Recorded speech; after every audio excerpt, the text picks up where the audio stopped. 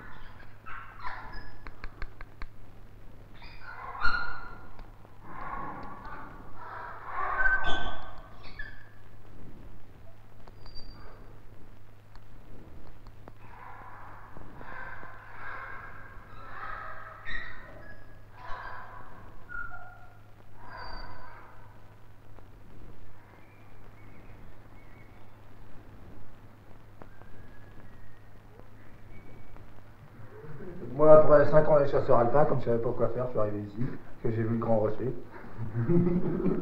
C'est vrai en plus, pour rigoler, mais c'est vrai. Bah, moi, c'est par hasard. De toute façon, devant la porte, il y avait encore des affiches en ce temps-là.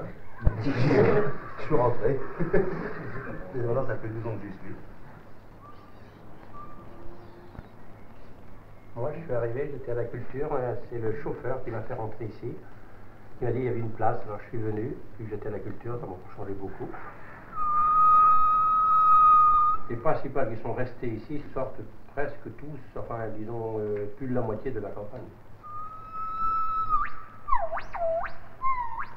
Il y a beaucoup de gens qui viennent pour faire soigneur et qui ont des idées fausses quoi, sur le métier. C'est-à-dire que je pense que le métier de soigneur est mal indiqué ou mal présenté, parce que beaucoup croient que le métier de soigneur, c'est soigner, d'un autre terme, c'est-à-dire s'occuper surveiller des animaux, mais sans les nettoyer, sans leur donner à manger. Et je pense que beaucoup sont trompés par ça.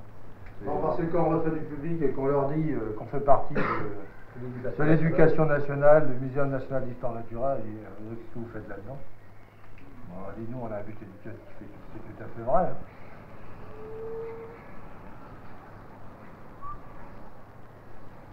On a pas mal de relations avec le public, surtout avec les groupes et tout. Souvent, ils nous posent des questions sur les animaux et tout. Donc c'est pour ça qu'il faut s'intéresser à ce qu'on fait, parce que bon, des fois, on arrive à avoir des questions assez dures. Hein. C'est pour ça qu'il faut s'intéresser à son métier, quoi, à ce qu'on fait. Quoi. Ceux qui ne s'intéressent pas ici, en général, ils font pas longtemps. Il faut vraiment aimer ça, quoi, parce que on dit le collègue, c'est pour la paix qui nous retient. Hein.